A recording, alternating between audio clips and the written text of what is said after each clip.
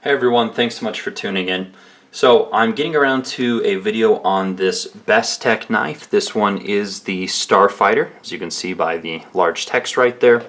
And I was quite interested to check out this new company, kind of see their quality, their fit, and their finish. Since there are so many new companies coming out these days, this one seemed a little bit more established than some of the kind of the no-names that are on DHgate or AliExpress. They're at US dealers. Anyways, so we'll talk about this knife. As always, when you're looking at the fit and finish and the quality, I only have one here, so I can only give you my experience based on this one model. Hopefully this is indicative of the quality range across all their models and all their builds. But again, if I have one that's flawless and you get one and it has a problem, there's really no way that I can account for that in a video. So we'll do specs, overall impressions, details, and then I kind of want to talk about what it means or what it takes to be successful as an overseas manufacturer in the knife industry today. Maybe more so musings than really giving concrete definitions, but anyways. So let's take a look at the packaging, since it is a new company. The packaging is quite nice.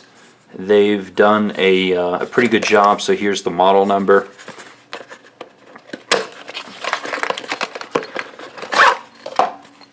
Branded pouch, logo has been sewed in there, and then inside, branded cloth, and didn't come with any tools or anything. So that's pretty much it. That's what it ships with. All right, let's move that out of the way. We'll jump right into the size comparisons here. So, couple options. We've got the Paramilitary 2, which it's pretty much the exact same length. We've got the ZT 801 Ti, and then we've got the Kershaw Dividend. So a few different size comparisons, but the blade length here on this Bestech Starfighter is 3.375 inches, handle length 4.75, overall about 8.375. So, right in that good range of a 3.5 inch blade, which I certainly like. It does weigh in at 4.2 ounces. It is heavily skeletonized. I'll show you guys that in a minute. Let's take a look at some of the blade stock and some of the other things here. Move these out of the way. Alright, so fairly thick blade stock. Really no surprise here. Let's get the calipers, kind of take a look against the Para 2 again, since that seems to be everyone's preferred slicer. Alright, so 0.16 on the blade stock, and then on the Para again 0.15. So that's the difference. And again, I think this was what, 0.025 behind the edge. Yeah, 0.025 behind the edge. This one is, whoa, try not to scratch up the blades, but 0.025. So behind the edge it's the same thickness, although it does start obviously with a thicker blade stock. So that's where your slicing performances come in. It's worked well. I've gone through obviously a lot of packaging. I've gone through some cardboard. Got some tape residue on it. But anyways, let's take a look at it in a little more detail. So it is a titanium frame lock flipper. It does incorporate a stainless steel lock insert. We do have a 3D mill titanium clip here that has some nice machining. Internally, let's see if I can show you guys. You can see the pretty heavy skeletonizing. They really did a good job of trying to reduce the weight on this thing as much as possible. You guys can see in there. Has an interesting, I don't know if it's a proprietary pivot, but an interesting pivot design. So it is very smooth, clean aesthetic. I don't see anything else for the specs.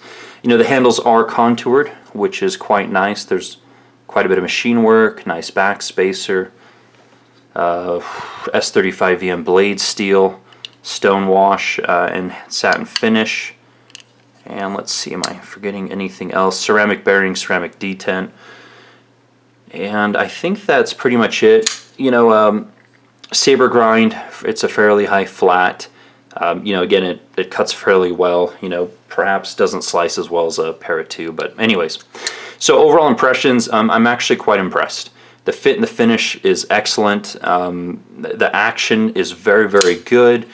They really did a lot of things right on this knife, and you know, that really goes to the fact that more than likely they have been an OEM manufacturer for quite some time. For which brands, I don't know. You know, again, on their box they said professional manufacturer.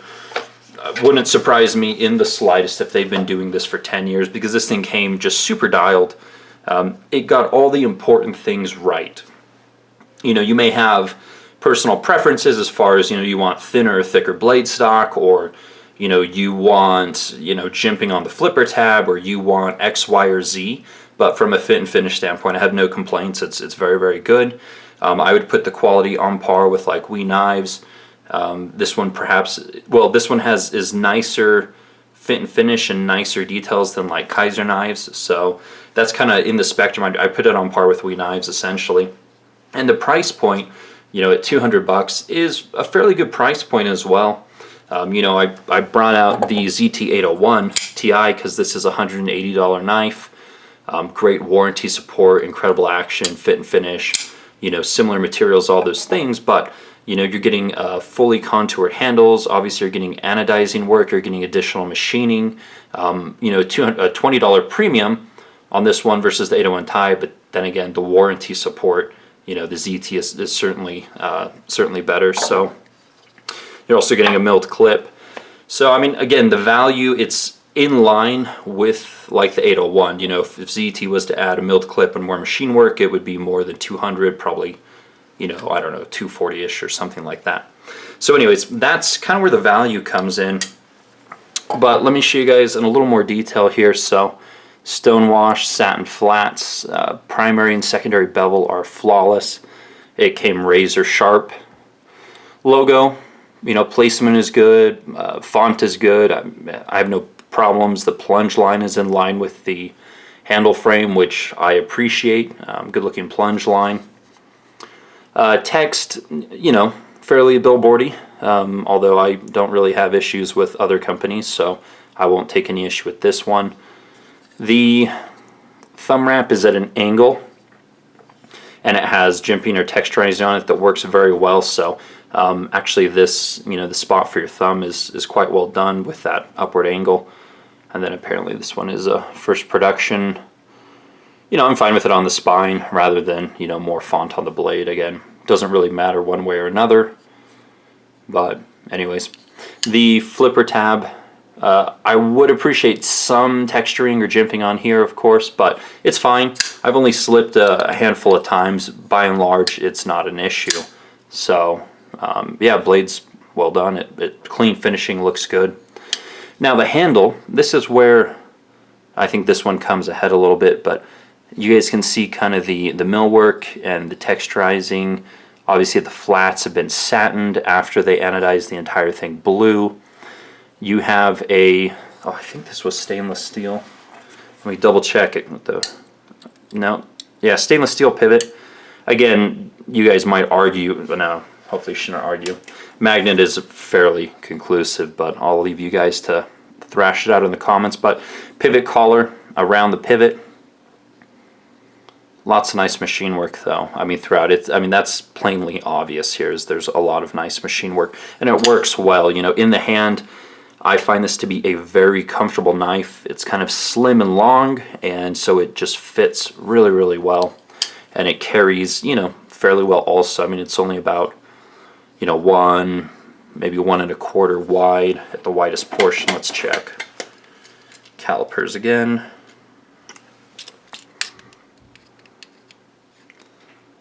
Yeah, 1.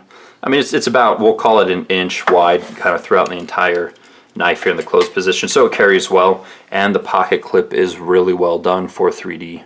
Milled clip works beautifully, and I don't feel the clip in the hand at all. Again, your hand size may differ, but there are no sharp edges on that clip whatsoever. It's actually got some nice mill facets there. So yeah, All right, now the only thing that I perhaps dislike is probably this pivot here. They tried to, I don't know, they did this odd cutout, and I tried every coin that I had. You know, I tried dimes and pennies and nickels, and as you guys can see, even the dime is too wide, and so it doesn't actually fit in there to where you can get any grip.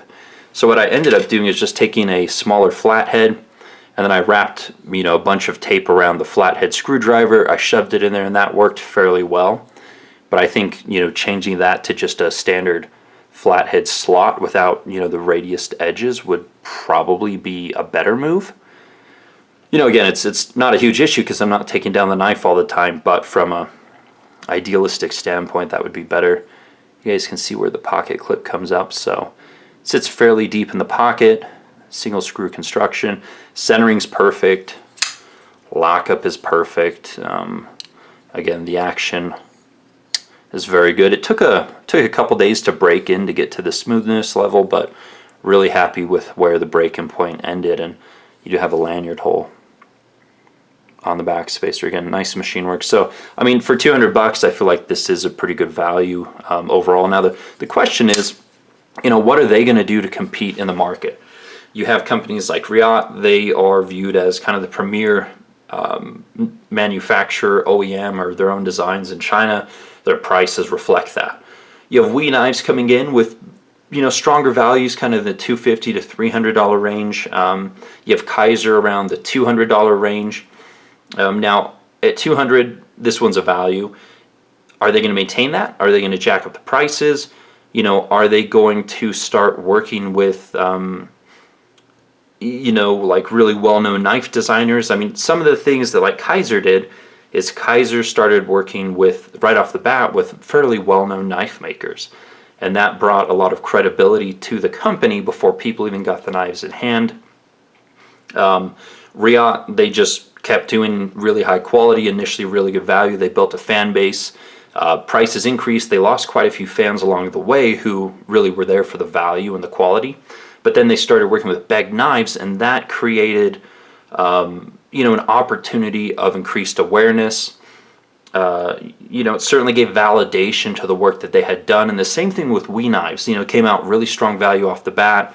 They also started working with Bestech knives, and Bestech, you know, obviously stands behind the quality of their work, as well as, you know, Ferrum Forge and some other people who you know, knife enthusiasts know. So the question is, you know, what is Bestech going to do in this market to, you know, to remain relevant or to stay in business? Are they going to maintain the value proposition? Are they going to do crazy things that really attract people? Are they going to start working with other designers that are really well known? I don't know. You know, maybe they don't need to do any of those things. Maybe there's enough buyers and the market's not as saturated as people think.